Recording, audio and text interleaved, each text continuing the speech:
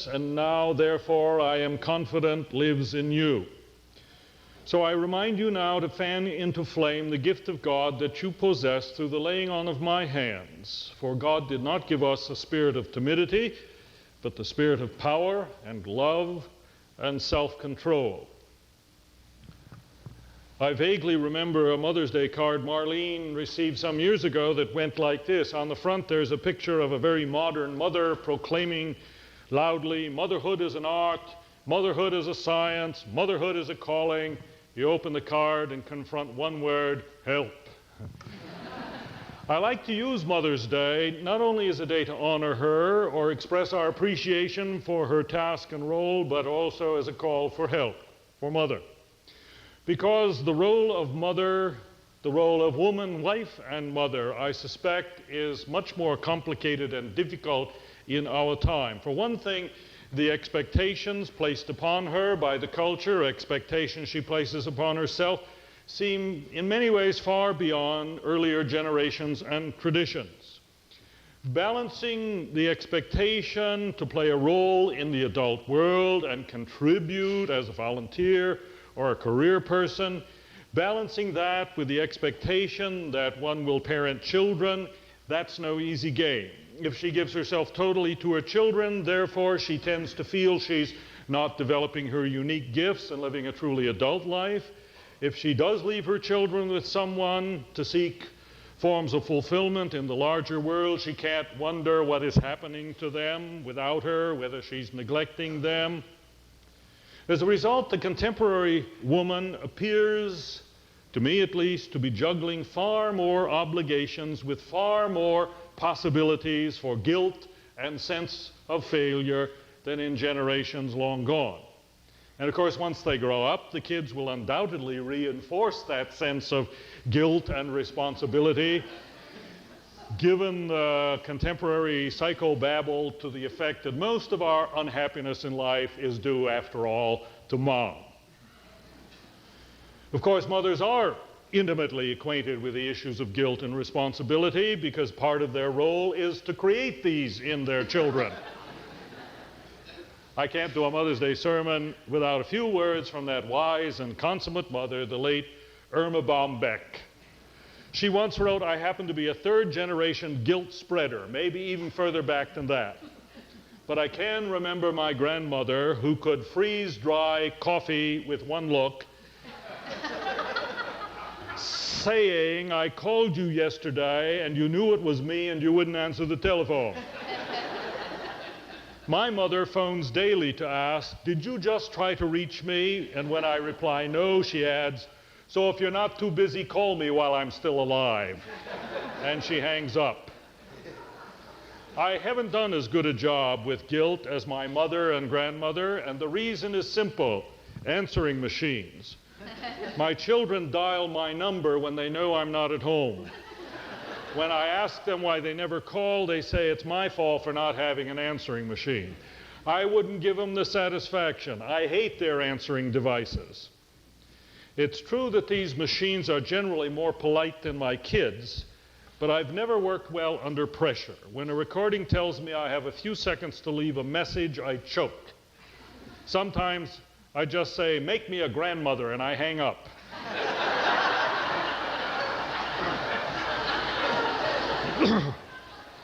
But the one that always gets their attention is, you're out of the will if you don't return my call, bye, and then I break the connection.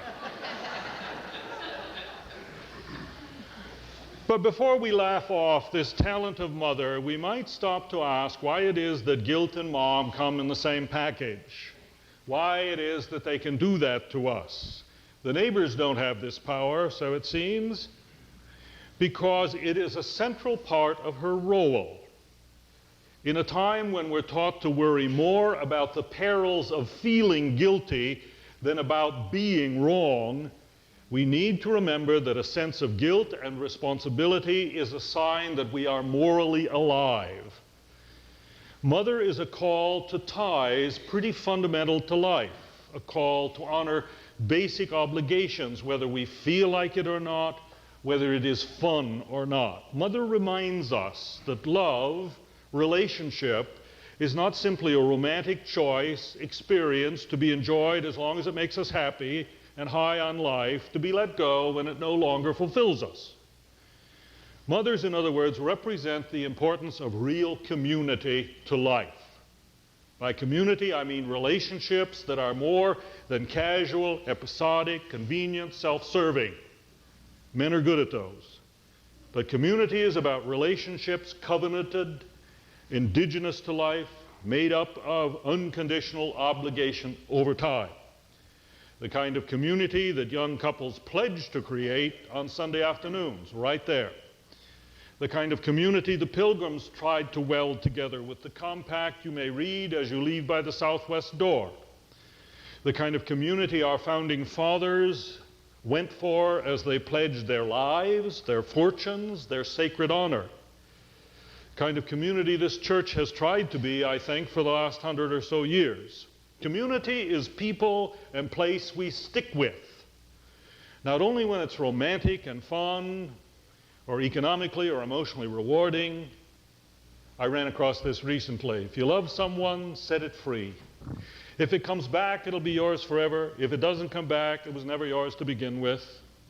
But if it just sits in your living room, messes up your stuff, eats your food, uses your telephone, takes your money, doesn't appear to realize you actually set it free in the first place, you either married it or gave birth to it.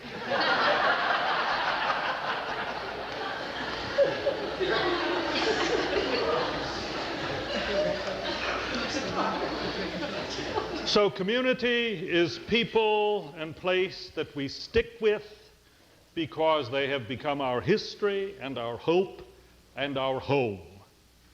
And half our troubles in this hour of history are the lack of such community of obligation and commitment, of honor and mutual support and care. We're increasingly a nation, I think, of individual egos running around desperately trying to feel real, to acquire enough emotional stimulus to keep us alive inside, focused almost entirely on immediate gratification, a nation almost of adolescence, to the exclusion of obligations to others and long-term promises. A group concerned with community rights, neither human existence nor individual liberty can be sustained for long outside the interdependent and overlapping communities to which all of us belong. Nor can any community, family, church, neighborhood, long survive unless its members dedicate some of their attention, energy, and resources to shared projects, to shared life. We hold that the rights of individuals cannot long be preserved without real community. And I think Mother senses this most. She knows that because she's got kids, and she can't just walk away from them without denying something about her very being. And she knows that she and they cannot well survive outside some network of obligation where others also commit, promise to be there for her and her kids, so that they get encouragement and affirmation and vaccination and education. The Lone Ranger did not need anybody. Well, he did have Tonto, but Mom does. So the call of Mother is the call to the community of life. And it's no accident that the biblical faith is about the creation and maintenance of just such community. Even the words are written rarely to isolated individuals about their personal spirituality, but to community and how to be a community by the grace of God.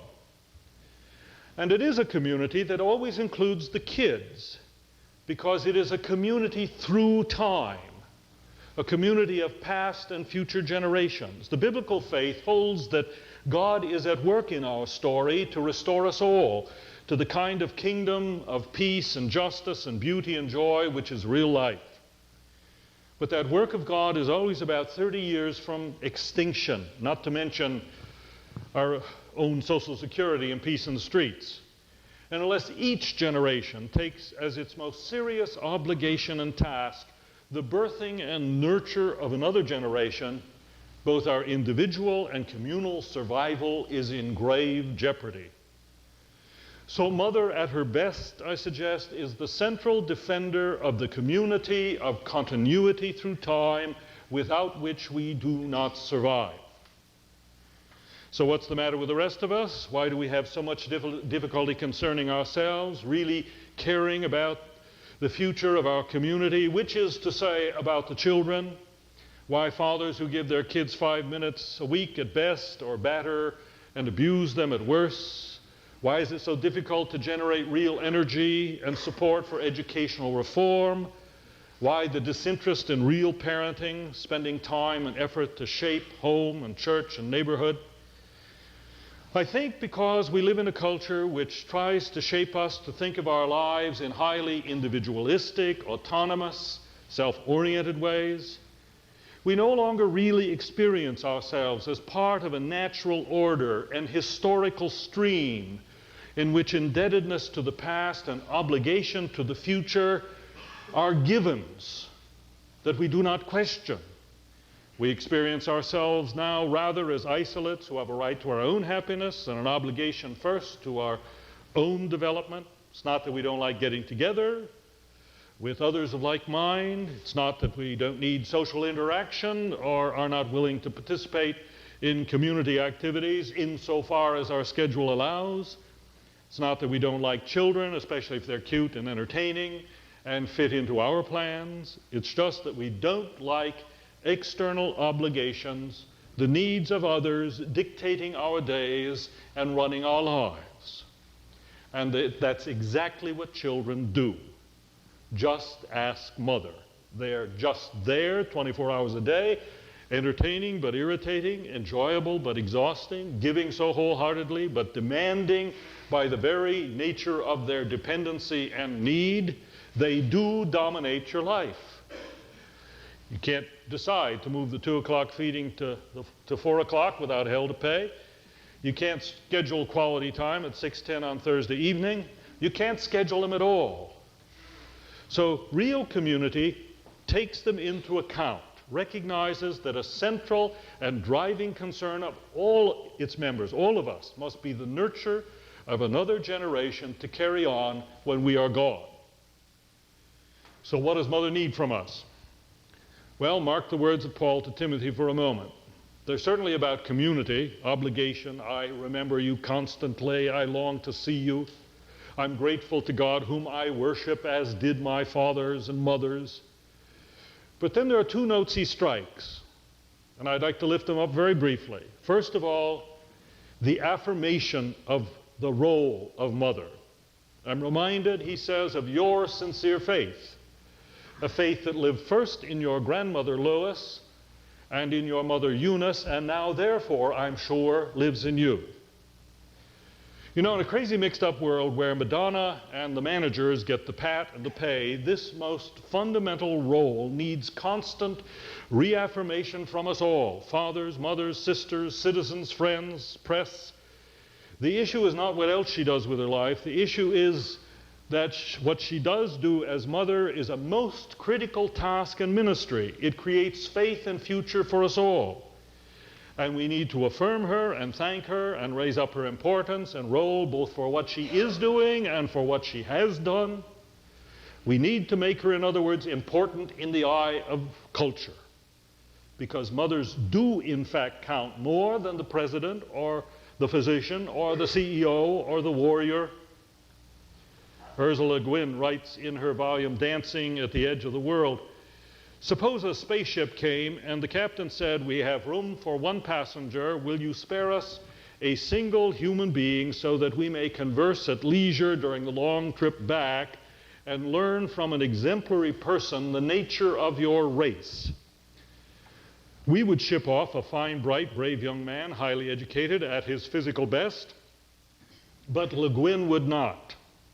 I'd go down to the local Woolworths, she writes, or the local village marketplace and pick an older woman, over 60 surely, from behind the costume jewelry counter or the beetle nut booth. She's worked hard at small, unimportant jobs all her life. She was a virgin once, a long time ago, and then a sexually potent, fertile female, and then went through menopause. She's given birth several times and faced death several times, the same times. Sometimes her feet hurt, something terrible. She was never educated to anything like her capacity, and that's a shameful waste and a crime against humanity. But so common a crime should not be hidden from another planet. But she has a stock of wit and patience and experiential shrewdness. Le Guin wants her to go because only a person who has experienced, accepted, and acted the entire human condition can fairly represent humanity. Me, she'll say, just a trifle shyly, but I never did anything. Le Guin says she knows better. She says about the woman, she knows, though she won't admit it, that Dr. Kissinger has not gone and will never go where she has gone. That the scientists and the shamans have not done what she has done. So it's into the spaceship, Granny.